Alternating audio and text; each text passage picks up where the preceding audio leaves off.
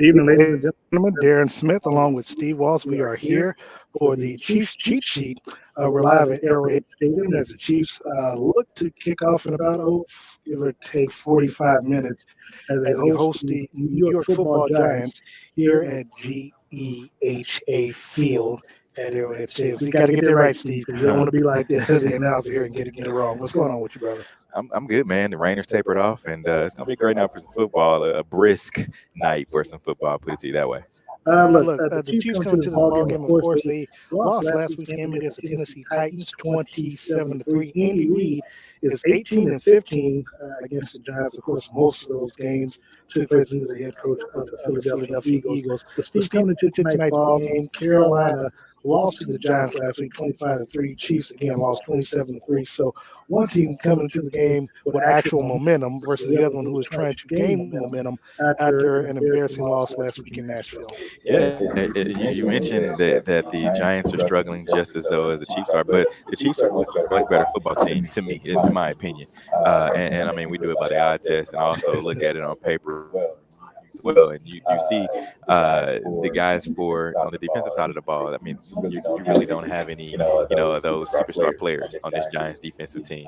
And also on the offensive side of the ball, you have some of their key guys. One of the best, I would say, top 10 running backs in the league that's not going to be playing today in Saquon Barkley. So he's inactive. And also Kenny Galladay, another top wide receiver in the league, and he's not playing. So the Giants are coming in here as a team that can be beat. And I think they can be beat by a large deficit.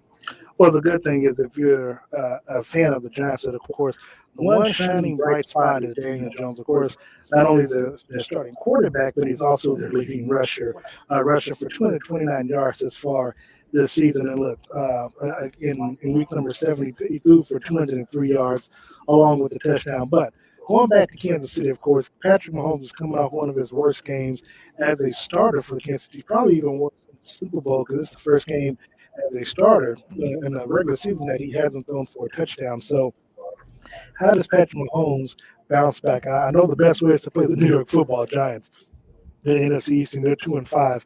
And that was an upset win that they had last week, even against the Carolina Panthers. But how does Patrick Mahomes kind of right the ship? He's had turnovers in 6 consecutive ball games thus far. That's just it. Limit the turnovers. You have to take what the defense is giving. And I know I'm one of the guys that people talk about on Twitter is like, well, you want him to throw the ball. You want him to go deep down the field. Now you guys talking about you want him to be more conservative. I think he said it best in a press conference earlier this week. Hey, sometimes he gets bored, he doesn't want to get bored throwing the ball.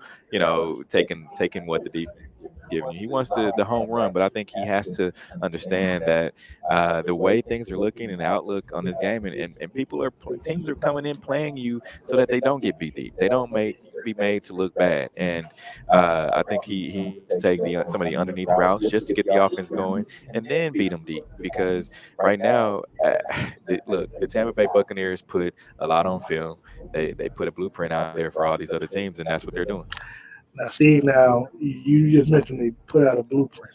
Of course, like Jay-Z. Now you know as well as I do that there was a particular reporter, who posed a question to Eric Bieniemy about a month or so ago after they lost to the Los Angeles Chargers when the game was here at Arrowhead. Mm-hmm. And the question was posed to him whether or not the league has caught up with the Chiefs offense and or Patrick Mahomes. Now, he kind of laughed it off, but you just said that Tampa Bay put on film in the Super Bowl a blueprint to beat Kansas City. Now, that right there lets you know that someone has already caught up with you and figured out a way to beat you. Now, granted, the Chiefs did have issues with their offensive line, but be that as may, they still put something out there defensively that said, okay, we're not going to allow you to beat us deep. If you're going to beat us, you're going to beat us with the running game, and the Chiefs couldn't even do that. So I say that to say that when this took place, and this took place against the Chargers, again, he kind of capped it off, but there were losses to Buffalo, losses to Nashville. There was might have been a loss to someone else along the way that I can't think of right now because I don't have the schedule in front of me. But be that as it may, it's hard to laugh things off and say, "Nah, I don't think so." When you have a losing record at the moment. When you say caught up to him, the way that I'm looking at it is that you're literally catching up to him. There's not a defensive a scheme or a defensive Well, the Chiefs only defensive scored. backs. Chiefs only scored 3 points last week against the I Titans. got you, but a lot of that is on the shoulders of Patrick Mahomes. Yeah. He just isn't doing what he needs to do to make this team a winning team right now. And here's the thing about it: you have to remember these past 2 years, a lot of these guys have look to Patrick Mahomes for answers. When the team's down, who do they look to? When the things aren't going right, who do they look to? Offensively and defensively, he's been somewhat the savior. And so now that he's not playing to what people feel like he should be playing and what he's capable of, there has to be some other people that step up. But I don't really feel like the teams have caught up with him, so to speak, because you still have Travis Kelsey, who is arguably one of the best tight ends ever to play the game, and then you also have Tyreek Hill, and is the to me one of the best wide receivers and is the fastest wide receiver in the league. So I don't think these teams can have caught up to him. I just think scheme wise, they put some things out there to where this offense and Andy Reid need to figure out what to do to be winners in each ball game. But that's also a situation and a major concern because when you say that, of course, Kansas City needs to make those changes, they haven't. And I guess again, because Tampa Bay put that on film at the Super Bowl, and you know the team is going to try to mimic that. Well, you've had all season, you've got week in and week out to try to adjust to try to beat, Yeah. that cover 2D. And again, Patrick has again had a lot of. Actually, if you look at a lot of if you look at it as what they call explosive plays or whatever, Mhm. they haven't had any this season. You know why? I You know why? Well, and I was going to say there have been times when players have dropped the ball too. So Exactly. So, and I think the main reason for that is because they haven't developed a running game. You draft a first round running back, and to me, last year in his first couple games, yeah, he was a 100-yard rusher. That was for the first 2 or 3 games of last season, and then he tapered off. Of course, he did have an injury, but we haven't seen that same Clyde Edwards-Helaire this season. And so teams are going to sit back there and say, okay, Clyde, Daryl beat us. And so I think the Chiefs have to figure out how to get the running backs involved. And also, not only that, when you drafted Clyde, he wasn't, to me, at LSU an every down back. He was a guy that is able to get out in space. You throw the ball to him in the screen game, get him involved. He's been involved that way, and that's how he's able to be effective as a running back, but not running through the tackles down in and down out. So I feel like they need to figure out how to get their running backs involved. Kansas City hosts the New York Football Giants. 7:15 is the kickoff. Kansas City, last time these two teams played here at Arrowhead was back in 2013. Chiefs won the game 31-7. Last time these two teams played was in New York, and the Chiefs were 12-9. They lost 12-9. They only kicked 3 field goals in that game, Steve. So, and it was interesting that over the lifespan of the league, these teams have only faced each other 14 times, where the Giants lead 11-3 in the all-time series, and they won 5 of the past 6 games. So, actually, the momentum is on the Giants' side as it relates to, this. I don't know call it, but between these two teams, because the Giants have been so bad over the last few years. Again, Kansas City should be favored. They're 10.5 favorite heavily in tonight's ball. But talk about Darrell Williams in tonight's game. He's aiming for a third straight where he has 50 yards. He's got 3 touchdowns in both games against the NFC East, which includes Eagles and Washington football team. But I do want to go back to why we're talking about Travis Kelsey, talking about Tyreek Hill. They've been pretty banged up the last couple of weeks. I know Kelsey had a decent game last in Tennessee, but the teams have been much more physical with Travis Kelsey along with Tyreek Hill. Tyreek was a factor early in the ball game, I think, is natural, but kind of trailed off as the game wore on. I think he might have sat out the rest of the game with his quad contusion that he's had. So, be that as it may, if the Giants continue being physical as these other teams have with these two players for the Chiefs, who is going to be that third guy to step up? You're a second wide receiver. Someone else is going to step up to grab the bull by the horns and help Patrick Mahomes out with this offense. You know what? I really believe that Byron Pringle I mean, we talked about a lot about him these past couple weeks, and even last week he was the leading receiver for this team. So Patrick talks about, if they're going to take away Tyreek and take away Travis, then some other guys need to step up. And if it's not Pringle, then there has to be a Mecole Hardman side. I really believe that. And look, McCall did have a good game weeks ago where he led the team. he has against like the Bills. he has spurts, and I've been saying this.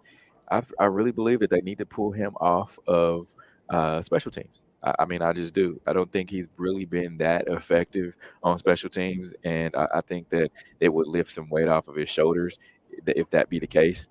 So if he was a receiver only, and I know you don't have a third receiver like Miko and not utilize him to the best of his ability, which he's a speedster. He's a little slower version of Tyreek Hill, but I think he would have a breakout season uh, if they moved him from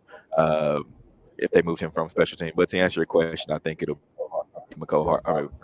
Byron Pringle too. And in tonight's game for the Giants, Kadarius Toney and Sterling Shepard are active and won't play tonight's game. So that's two wide receiving weapons for Daniel Jones. But as usual, running back Saquon Barkley is out along with Kenny Galladay. So the Chiefs may have been trying to get Kenny Galladay earlier during the free agent period, but great signing by the New York Giants. Yeah, great signing. Obviously, kept the Chiefs off the hook for an injury-prone wide receiver making $17.5 million. Saquon Barkley hasn't been the same since that injury he suffered last season. So now that we know that Sterling Shepard along with Kadarius Toney is going to be playing in tonight's ball game, Steve, how does that help Daniel Jones with the Giants offense against Kansas City's defense? Because let's not make it seem like the Chiefs have a slow defense.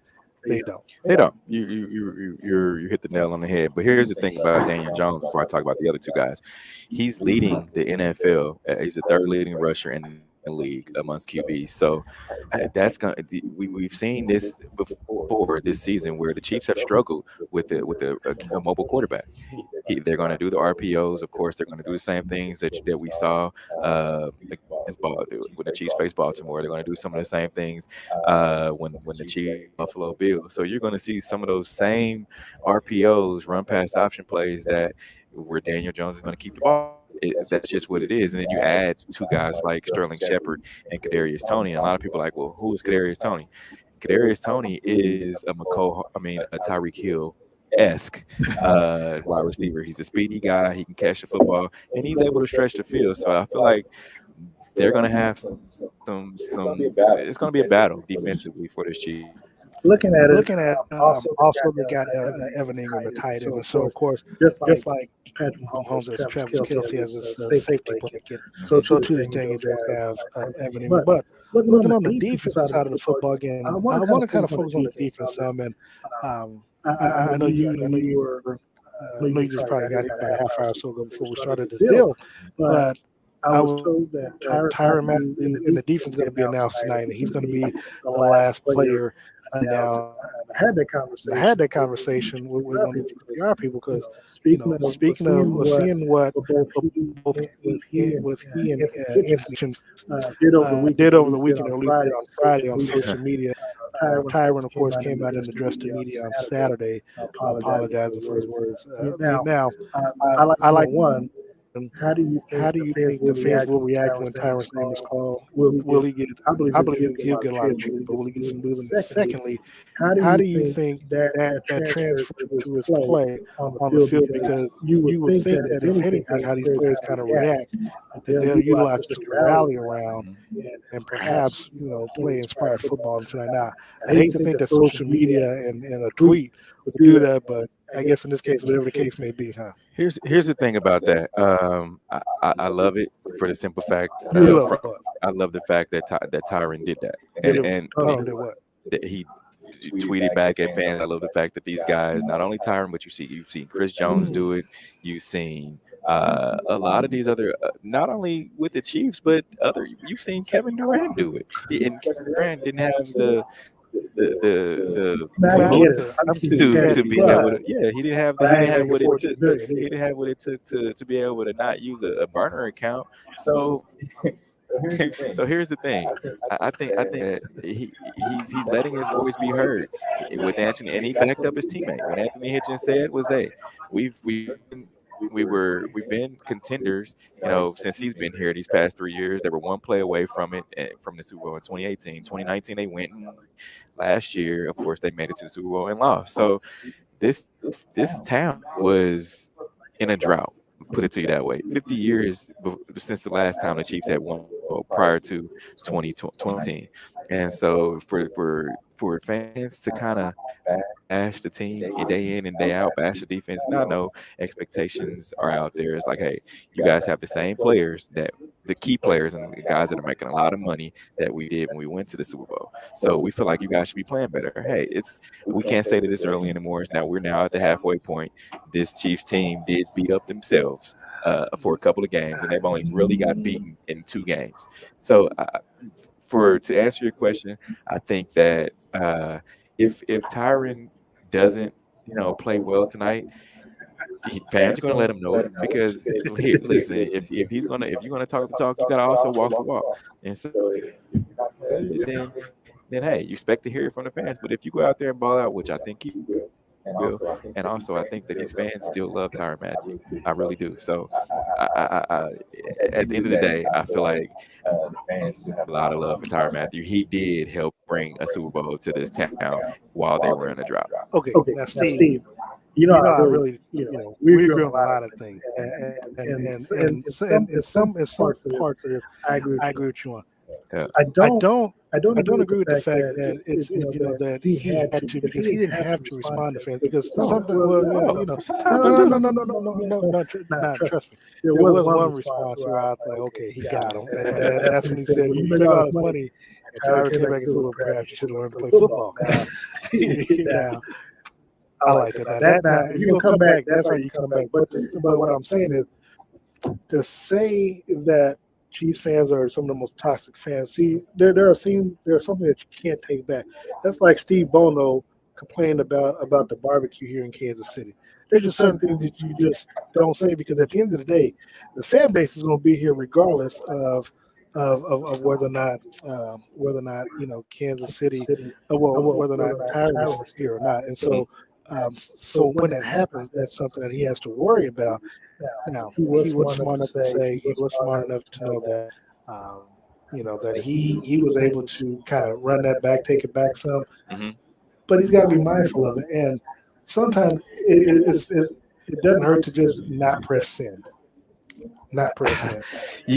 That's easier said than done. When you wear your heart on your sleeve, and you're emotionally invested in something, you don't want to hear someone trying to criticize you and they don't really know what's going. They don't know your point of view. That's like if you're running a business and someone's trying to dictate to you and say, hey, why are your prices this high, and your business sucks. You're gonna say, all right, this is the reason why my business doesn't suck. This is the reason why my prices are this way. So sometimes you have to answer for yourself. And I like the fact that he did. I like, sometimes for people to understand where you're coming from. And now I guarantee you they're gonna think twice before they tweet at Tyrann Mathieu or Honey Badger on Twitter, Matthew Error on Twitter. There's a lot of things.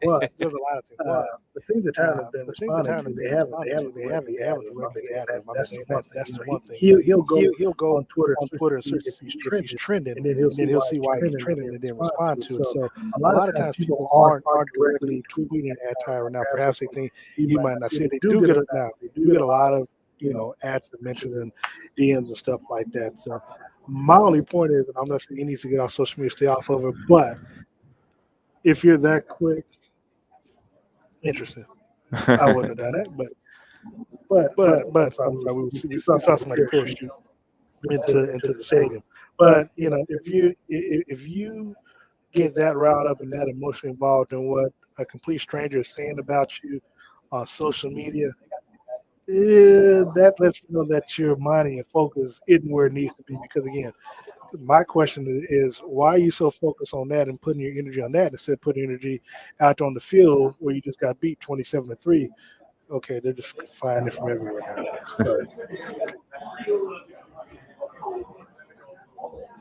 Yeah, that's we're gave you a little silence because there's some paratroopers. But shout out to my guy Airborne Michael Lang. He's one of the guys from the Army. But I think these are Marines that are flying in on landing onto the field, which is pretty cool. I believe they're gonna bring the game ball in with them, which is actually something that I love to see. They do this during once a season, I believe, where they bring in the game ball from the paratrooper from either I think it's either the Army or the Marines. Never really paid attention to that. But being as a name, Steve, key to tonight's game and who wins the ball game. The key to tonight's game is, I mean, the defense has to play well, but I think Patrick Mahomes has to play even better. He has to be the Patrick Mahomes of old. However, I don't feel like they need to have those turnovers. They need to just don't shoot yourself in the foot. And here's the other thing to that. If they don't win this game by at least 2 touchdowns, I think we should be questioning this football team. I really do. I'm questioning them already, but yeah. This is different. I think you have to come in here and show why you are the Kansas City Chiefs and why you were once these past few years the best football team in the NFL. So who wins? What's the score? Man, I think the Chiefs. The Chiefs will definitely win. I think they're gonna. It's dry. It's dried up outside. It's just a good night for football. So I believe they're gonna win. Last week I said it's gonna be what 40-17, something like that. Yeah, blowout victory. It's gonna be around 40-17. But I also did say that's pretty cool. I also did say last week that this team was going to blow out the Tennessee Titans, and it didn't happen. So be that as it may, in your words, I feel like it's still going to be a 40-17 ball game. Well, I do think the Chiefs win. I think they win because they really have no other choice but to win because of how things are unfolding on the NFC side, especially with Denver winning back in the bottom. So if the Chiefs win, jump. The Denver Broncos, they'll both be tied at 4-4. But I think it's important for Kansas City to win tonight's ball game because you've got the Green Bay Packers coming up next week here at Arrowhead. You've got the Raiders in 2 weeks on Sunday Night Football. Then, of course, you got the Dallas Cowboys the week after that. So, before your 5 weeks. So, wins are not a given anymore with the football team, especially with all the mistakes that they're making at the moment. So I say that to say that Kansas City will win today's ball game. They're 10.5-point favorite. I think they win 28-20. So I don't think they cover. I just think that. What's it? 50.5? It was 52.5 earlier this week. I think it's down. I think it's 50-51 now. Wow. But man, Kansas City still wins it. I think it's under regardless of what the over under is. But So we both got Kansas City winning. Of course, following the game, you can follow Steve and I our respective platforms for Chiefs postgame at the postgame press conferences. And real quick before we go, man, there's I just thought about what you said. There's no more get right games for this team. Exactly. There's no more get right games. You've had one earlier this season, and now that was the Washington football team. Now you're going to have one here with the New York Giants, and after that, you're playing all playoff teams or teams in your division. So you have to come out here and showcase what you can do. As Byron, you got to get off the bus, ready to play, and I think that's what they need to do. Dillard's, man. Dillard's on a roast.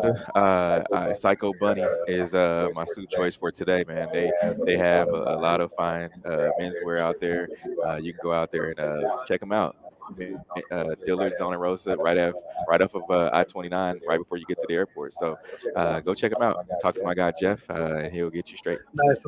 I'm wearing clothes ears. G.E.H.A location. You can visit them down on 31st. Or you can go out to Parkway Shopping Center or shopping mall where he's out there, of course, and tell him I sent you. Let him know you want to be ready, suited and booted. That's what they do best. Definitely love tonight's attire from both myself and, of course, Steve, as always. And, of course, I can't wait to see what our style is now for us next week against Green Bay. And then, of course, got to be Steve, I'm going to let you know right now. Sunday Night Football in Vegas. You got to come. You got to come dressed to impress in Vegas when you get up there now. Man, don't expect nothing less, man. That's what I'm saying. So, look, want to thank everyone for tuning in and joining us. Make sure you follow us on social media. You can follow Steve Walls on Instagram, Facebook, and Twitter at Steve Walls KC. You can follow me on Facebook at Darren Smith 816. Twitter, Darren and on Instagram, Darren Smith UHB. Until next week, we want to thank you all. Make sure you come tomorrow down to the Soray Steakhouse and Oyster down 18th and Vine for the Red Hour, where myself, Steve Walls, DJ Q, and Sean Tyler will recap tonight's ball game. Tomorrow we'll have a special Chiefs guest with us along the way. So until next week, when we come back at 2:30 next week for our pregame show against the Green Bay Packers. For Steve Walls, I'm Darren Smith. We are at it. Thank you so much for joining us, and go Chiefs.